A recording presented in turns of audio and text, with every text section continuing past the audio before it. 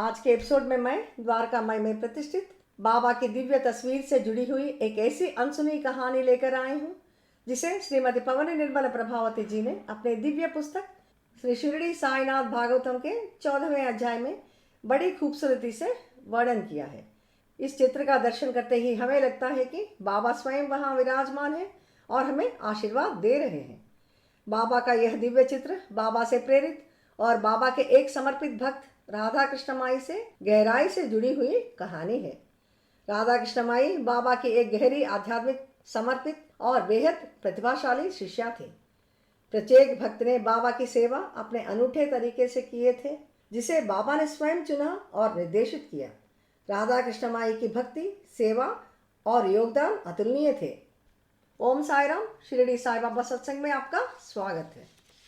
राधा कृष्ण माई आध्यात्मिक रूप से उन्नत और प्राचीन नृत्य कला से परिचित। ऐसे ही एक कला थी जिसका नाम है सिंहनंदिनी नृत्य। यह नृत्य शुरू करने के पहले एक पवित्र स्थान पर सफ़ेद कपड़ा बिछाया जाता है और खुले जमीन पर विभिन्न प्रकार के रंग डाले जाते हैं। इन रंगों पर नर्तकी नृत्य करती है और अपने पैरों में लगी हुई रंगों को छाप के रूप में उस सफ़ेद कपड़े पर लगाती जाती है। ऐसे नृत्य करते समय बनती हुई छवि को बीच बीच में नहीं देखा जाता। नृत्य समाप्त होने के बाद उस सफ़ेद कपड़े पर एक सुंदर सा चित्र बना हुआ देखा जाता है। राधा कृष्ण माई ने इस नृत्य को शास्त्रों और संस्कृत पुस्तकों के अध्ययन से सीखा था। वे इस नृत्य को अपने आप अध्ययन किए थे। हालांकि वे इसे अपनी आध्यात्मिक अंतर्दृष्टि के साथ अनुकूलित किए थे। अपने पैरों का पारंपरिक रूप से उपयोग करने के बजाय वे अपने हाथों का उपयोग करके अपने हथेलियों को रंगों में डुबोकर सफ़ेद कपड़े पर छाप लगाकर एक सुंदर सा छवि बनाती थी। यह राधा कृष्ण माई की एक अनन्य कला थी। एक सुबह मकर संक्रांति के दिनों के दौरान जब बाबा द्वारका माई से दूर जाते हैं, राधा कृष्ण माई भोर के समय उठकर नहा धोकर द्वारका माई जाकर साफ सफाई करती हैं और सामने के खुले स्थान में गाय के गोबर का पानी छिड़क कर साफ करती हैं, विभिन्न प्रकार के रंगों से सजाती हैं और बहुत सारे रंग जमीन पर बिछाती हैं। इस तरह द्वारका माई का सफाई पूरी होने के बाद बाबा की अनुपस्थिति का मौका देख परमानंद भरित राधा कृष्ण माई सिंहनंदिनी नृत्य करना शुरू करती हैं। वे जोर जोर से गाती हुई लीन हो जाती हैं और उन्हें अपने परिसर का ज्ञात नहीं रहता। वे एक गहरी समाधि अवस्था में चली जाती हैं, अपने आसपास के माहौल से पूरी तरह से बेखबर रहती हैं। उनके लिए द्वारका माई वृंदावन सा लगने लगता है। बाबा यो बाबा जैसे दिखाई देने लगते हैं। पैरों में पायल पहने हुए बाबा इनके साथ खुशी से नाचने लगते हैं। अन्य प्राणी, गाय, आसपास में खड़े हुए लोग गोपी गोपियों जैसे इन्हें दिखने लगते हैं। इनकी उछलने से उड़ती हुई धुआं गोधूली जैसा दिखने लगता है।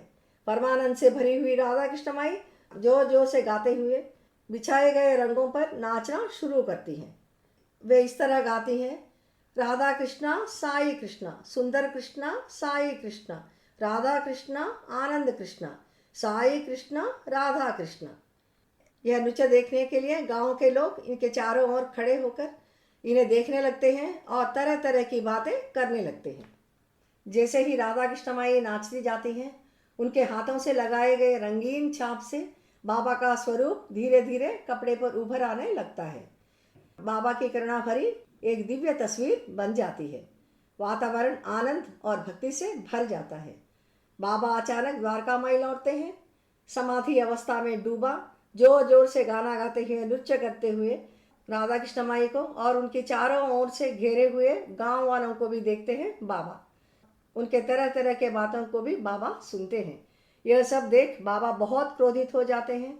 जोर से चिल्लाकर कहते हैं, राधा कृष्ण माई रुको, यह नृत्य बंद करो।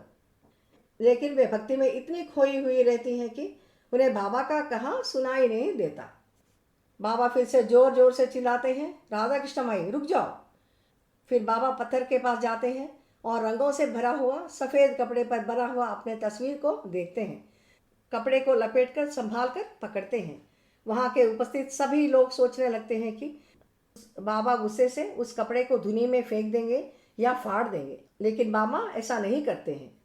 इसके बजाय कपड़े को पकड़कर राधा कृष्ण माई की ओर देखकर गुस्से से जोर से चिल्लाते हैं और कहते हैं कि यह जगह छोड़ दो, मेरे पास फिर मत आना। अगर मैं तुम्हें फिर से देखूंगा तो मैं तुम्हें मार डालूंगा, चले जाओ। हालांकि बाबा के इन कठोर शब्दों से राधा कृष्ण माई पहले बहुत दुखी होती हैं, लेकिन वे तुरंत अंदर ही अंदर खुश हो जाती हैं कि बाबा ने ना उस छवि चित्रित कपड़े को बिना जलाए बिना फाड़े अपने हाथ में संभाल कर पकड़े हुए थे। राधा कृष्ण माई मन ही मन में बाबा को प्रणाम करती हैं और वे अपने आप को धन्य महसूस करने लगती है कि बाबा ने उनकी भेंट स्वीकार कर लिया है। राधा कृष्ण माई का बाबा के प्रति भक्ति इतना गहरा था कि बाबा के कठोर व्यवहार के बावजूद वे हर क्षण उनके आशीर्वाद को समझती थीं और अपने आप को धन्य मानती थीं। बाद के दिनों में बाबा के एक परम भक्त श्री श्यामराव जयकर जी द्वारका मई में प्रतिष्ठित बाबा की छवि को चित्रित करने के लिए कड़ी संघर्ष करते रहते हैं। कई प्रयत्नों के बावजूद वे चित्रित नहीं कर पाते। बाबा के आशीर्वाद जब तक नहीं मिलता तब तक भक्त भी कुछ भी अपने आप नहीं कर सकते। एक दिन बाबा जयकर जी को राधा कृष्ण माई द्वारा सफ़ेद कपड़े पर चित्रित उनका छवि को दिखाकर उस तरह उनका छवि बनाने के लिए प्रोत्साहित करते हैं। इससे प्रेरित होकर जयकर जी बाबा के वह दिव्य चित्र बनाते हैं जिसे अब दुनिया भर के भक्त पूज रहे हैं और बाबा की उपस्थिति का महसूस कर रहे हैं। बाद में बाबा उस कपड़े को पवित्र धुनी में अर्पित करते हैं। यह एक शक्तिशाली लीला है जो अधिक प्रचलित में नहीं है, लेकिन एक दिव्य सत्य है कि कैसे बाबा अपने भक्तों को चुनते हैं तब भी जब दूसरे इसे समझ नहीं पाते। बाबा के तरीके हमारे समझ से परे हैं, लेकिन वे हमेशा कृपा, परीक्षण और अंतिम स्वीकृति से भरे होते हैं। हम श्रीमती पवन निर्मल प्रभावती जी के माध्यम से इस पवित्र क्षण के बारे में जानने के लिए भाग्यशाली हैं, जिन्होंने अपनी पवित्र पुस्तक में बाबा के आशीर्वाद के माध्यम से ऐसे कई छुपे हुए खजाने को प्रकाश में लाए हैं। आने वाले एपिसोड्स में ऐसे ही कुछ अनकही अनसुनी बाबा की दिव्य लीलाओं से भरी अनमोल रत्नों को बाबा की आशीर्वाद से आपके पास लाने की कोशिश करूंगी। यह लीला हमें अपनी भक्ति का गहरा करने और बाबा के प्रति पूरी तरह से समर्पण करने के लिए प्रेरित करें, इस विश्वास के साथ कि वे हमारे दिलों को जानते हैं। मैं बाबा से प्रार्थना करती हूँ कि उनकी असीम कृपा हम सभी पर हमेशा बरसाती रहे, हम सब स्वस्थ, खुश और अच्छे रहें। अगले एपिसोड में बाबा के एक और अद्भुत आशीर्वाद के साथ मिलेंगे। ओम साई राम।